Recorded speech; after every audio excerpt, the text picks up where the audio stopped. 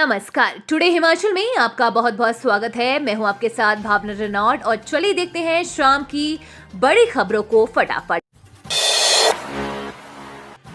हिमाचल में ड्यूटी पर जाने से पहले ही वोट डाल देंगे 50,000 मतदान कर्मी। लोकसभा चुनाव में ड्यूटी पर जाने से पहले ही हिमाचल के 50,000 मतदान कर्मी वोट डाल देंगे। चुनाव आयोग ने पहली बार नई व्यवस्था की है।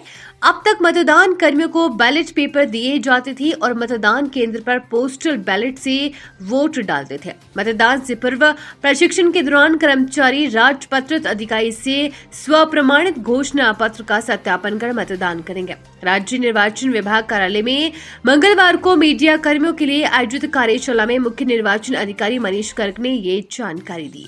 आयोग ने मीडिया कर्मियों को अनिवार्य सेवाओं में शामिल किया है। बिना परमिट नेटवर्क से हमीरपुर ड्रोन से दवाई सप्लाई करने पर केस दर्ज।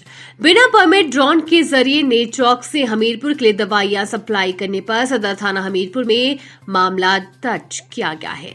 4-5 महीने से कांगड़ा जिले के एक व्यक्ति ने इस कार्य के लिए स्थानीय निवासी के मकान का लेंटर किराए पर ले रखा था। इस कार्य में कुछ और लोग भी शामिल हैं।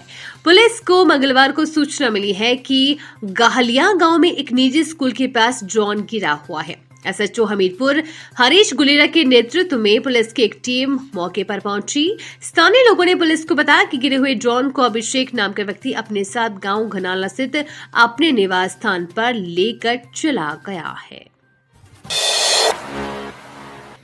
प्रतिभा सिंह ने मंडी संसदीय सीट पर चुनाव लड़ने से किया इनकार, जाने वजह।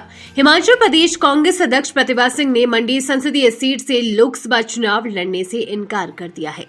बुधवार सुबह दिल्ली से शिमला पहुंची प्रतिभा सिंह ने कहा कि वह चुनाव लड़ने की स्थिति में नहीं है। सिर्फ एमपी फंड बांटने से चुनाव नहीं लड़ा जा सकता। हमारे कार्यकर्ता निराश हैं। प्रतिभा ने कहा कि आज कोई भी सक्रिय कार्यकर्ता नजर नहीं आ रहा जो पार्टी के लिए काम करेगा। ये पार्टी के लिए अहम रोल निभाते हैं। कई बार सरकार को कहा कि इन्हें महत्व दिया जाए। मैं लगातार फील्ड में रही हूँ। मुझे नहीं लगता कि हमें इन हालात में सफलता मिलेगी। जो भी प्रत्याशी तय होगा उसकी मदद करेंगे। कहा कि उपचुनाव में जीत दिलाना हमारा कर्तव्य है। उपचुनाव के लिए प्रचार करेंगे। सरकार बचाने के लिए उपचुनाव जरूरी हो गए हैं। कार्यकर्ताओं की नाराजगी को दूर करना होगा। प्यारी बहना सुख समान योजना के तहत अभी महिलाओं को नहीं मिलेंगे 1,500 रुपए। इसके पीछे ये बड़ी वजह।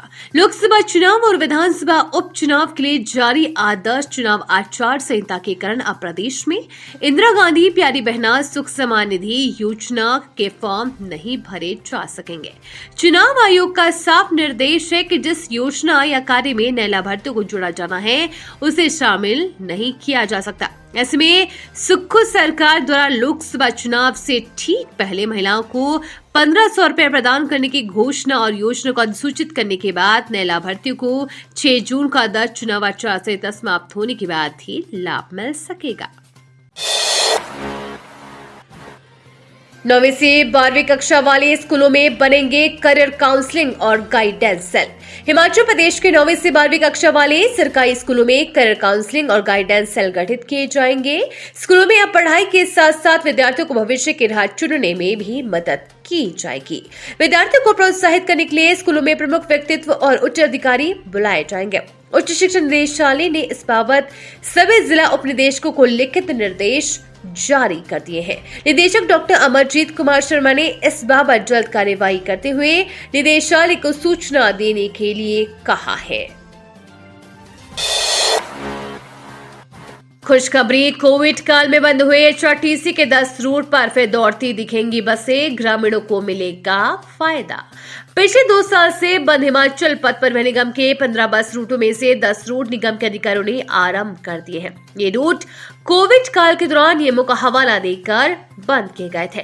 क्षेत्रीय परिवहन अधिकारी मंडी के ध्यान में जब इन रूटों को आरंभ कर ग्रामीण क्षेत्रों को बड़ी राहत दी गई है। कोविड काल के दौरान शारीरिक दूरी के नियम के पालन के चलते एचआरटीसी के ग्रामीण सहित लंबे रूट भी बाधित हुए थे। इन रूटों को बंद तो कर दिया गया है, लेकिन बाद में आरंभ करने के लिए कोई ध्यान नहीं दिया गया। क्षेत्रीय परिवहन अधिकारी मंडी के ध्यान में जब इन रूटों की जानकारी आई तो इनकी वित्तीय स्थिति का आकलन करने के बाद 10 रूटों पर बसें आरंभ कर दी गई। इन रूटों में मंडी गोहर मंडी के अलावा और भी काफी रास्ते शामिल हैं। दिल्ली से भगवा चोला ओढ़कर लौट सकते हैं कांग्रेस के बागी। विधानसभा की सदस्यता से अयोग्य ठहराए गए कांग्रेस के बागी दिल्ली से भगवा चोला ओढ़कर घर लौट सकते हैं। बागी व निर्दलीय विधायकों के खेमे और भाजपा में इसे लेकर मंथन चलता रहा है। कांग्रेस के बागी और निर्दलीय विधायकों के भविष्य की सियासत के लिए जल्द निर्णायक कदम उठाने के संकेत है। भाजपा की ओर से इस बाबत प्रदेश में स्पष्ट संदेश दे दिए जाने की भी सूचना है। देर रात तक बागियों की भाजपा राष्ट्रीय अध्यक्ष जेपी नड्डा से मुलाकात भी संभव बताई जा रही है। सूत्रों के अनुसार सुप्रीम कोर्ट के रुख को भांपकर कांग्रेस के बागी और भाजपा अब जल्द ही आगे की चुनौतियों के लिए तस्वीर साफ करना चाहते हैं ताकि जनता को स्पष्ट संदेश जा सके। राज्यसभा चुनाव में बड़े घटनाक्रम के लगभग 21 दिन बाद इस तरह के सियासी समीकरण बनते दिख रहे हैं। फेक वेबसाइट ऑनलाइन ट्रेंडिंग के नाम पर यौल सिद्धबाड़ी के 2 लोगों से 61.72 लाख की ठगी। ऑनलाइन ट्रेंडिंग और जाली वेबसाइट के नाम पर जिला मुख्यालय धर्मशाला के समीपवर्ती सिद्धबाड़ी और यौल के 2 लोगों से छात्रों ने 61.72 लाख रुपए की ठगी की है। दोनों ही व्यक्तियों ने ठगी का एहसास होने पर साइबर क्राइम थाने में मामला दर्ज करवा दिया है। इन दोनों ही मामलों में शिकायतकर्ताओं ने करीब 30 ट्रांजैक्शन के माध्यम से छात्रों के अलग अलग खातों में राशि जमा करवाई है। जानकारी के अनुसार यौल निवासी एक व्यक्ति को छात्र ठगों ने फेक वेबसाइट के माध्यम से 53.50 लाख रुपए की चपत लगाई है। ऑनलाइन ट्रेंडिंग का कार्य करने वाले व्यक्ति को छात्रों ने अपने झांसे में फंसाया और इंस्टीट्यूशनल अकाउंट के नाम पर फर्जी वेबसाइट बना दी। इसमें व्यक्ति ऑनलाइन ट्रेनिंग करते हुए पैसे जमा करवाता रहा और छात्र उससे ठगते रहे। ट्रेंडिंग की राशि व्यक्ति के खाते में जाए इसके लिए उसकी फर्जी वेबसाइट बना दी गई, जिसपे व्यक्ति ने ठगों पर विश्वास कर लिया और करीब 21 ट्रांजैक्शन के माध्यम से छात्रों के खातों में 53.50 लाख रुपए की राशि जमा करवा दी।